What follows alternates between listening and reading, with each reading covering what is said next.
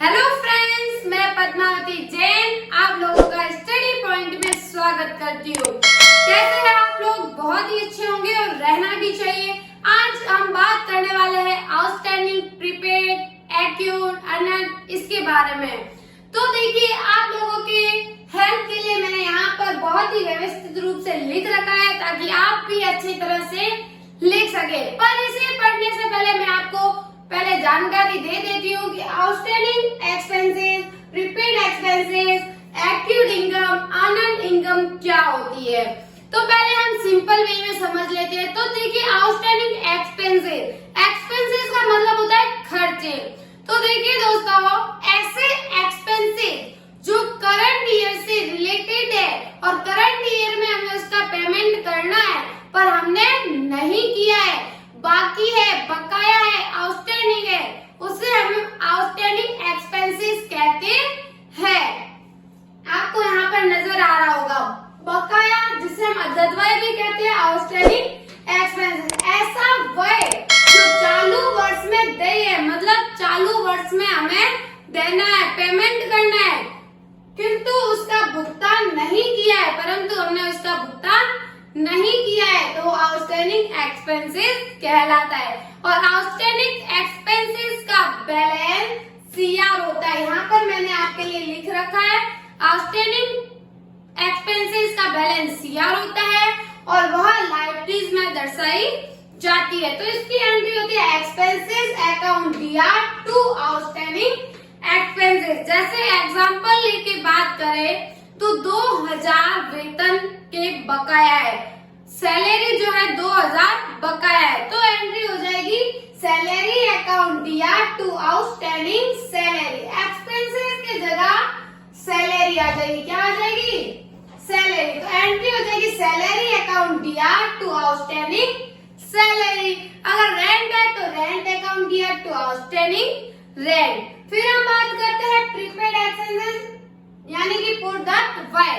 तो दोस्तों, ऐसे एक्सपेंसेस जो करंट ईयर से रिलेटेड नहीं है पर हमने उसका पेमेंट करंट ईयर में कर दिया है, ऐसे एक्सपेंसेस प्रीपेड एक्सपेंसेस कहलाते हैं। और प्रीपेड एक्सपेंसेस का बैलेंस डीआर होता है और इसे एसेट में दर्शाया जाता है। अब देखिए दोस्तों, पूर्वदत्त व्यय, हम इसे पूर्वदत्त व्यय कहते हैं। प्रीपेड एक्सपेंसेस ऐसा व्यय जो चालू वर्ष से संबंधित नहीं है, उसका चालू वर्ष से कोई भी रिलेशन नहीं है, लेना देना नहीं है, किंतु उसका भुगतान चालू वर्ष में किया, किंतु हमने उसका भुगतान चालू वर्ष में यानी करंट ईयर में कर दिया है, तो ऐसे एक्सपेंसेस प्रीपेड एक्सपेंसेस कहलाते हैं। जिसे हम एडवांस भी कह सकते हैं। जैसे हमें नेक्स्ट मंथ में, मान लो हमें नेक्स्ट ईयर में जिसका पेमेंट करना था हमने इसी ईयर में कर दिया तो एडवांस हो जाता है ना। उसी प्रकार पूर्वदत्त व्यय, प्रीपेड एक्सपेंसेस ऐसा व्यय जो करंट ईयर से रिलेटेड नहीं है बट हमने उसका पेमेंट करंट ईयर में कर दिया है। और प्रीपेड एक्सपेंसेस का बैलेंस क्या होता है? डीआर। और एक्सपेंसेस या कैश सीआर हो जाए, एनडी हो जाए। Prepaid expenses account DR to expenses खर्चा भी आ सकता है, टू कैश हम पेमेंट कर रहे हैं तो टू कैश, जब भी पैसा हमारे बिजनेस से कम होता है तब कैश सीआर होगा। वही रूल्स फॉलो करने हैं।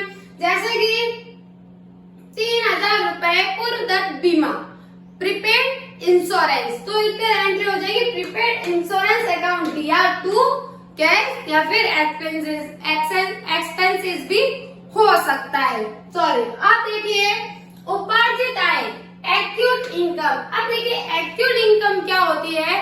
देखिए, ऐसी आय जो चालू वर्ष में कमा ली गई है या अर्जित कर ली है किंतु उसका भुगतान प्राप्त नहीं हुआ है। तो देखिए, ऐसी इनकम जिससे हमने कमा ली है, अर्जित कर ली है पर उसका पेमेंट हमको नहीं मिला है, इसका मतलब ये है कि हमने वर्क कंप्लीट कर दिया है पर हमें अभी तक उसका पेमेंट नहीं मिला है। फिर हम बात करते हैं तो इसका बैलेंस क्या होता है? डीआर। और ये एसेट्स में दर्शाया जाता है। इसकी एंट्री होती है accrued income account DR to income. जैसे कोई भी इनकम हमें प्राप्त हो रही है तो हम उसका नाम इधर लिख देंगे, accrued income account DR to income, उसी इनकम का वापस नाम आ जाएगा। जैसे कि कोई भी काम हमने कह लिया है, जैसे सैलरी जो है वो हमको पहले मिल गई है, मिली नहीं है, हमने काम कर लिया है बट मिली थी, मिली नहीं है, तो क्या हो जाएगा, accrued salary account DR to salary. हमको मिलनी बाकी है, अभी तक मिली नहीं है, बट हमने अपना वर्क कंप्लीट कर दिया है। फिर हम बात करते हैं अनुपार्जित आय, जिसे हम अर्नड इनकम कहते हैं। ऐसे आय जो हमें पहले से मिल गई है, एडवांस में मिल गई है, बट वर्क करना अभी पेंडिंग है, हमने काम जो है वो नहीं किया है।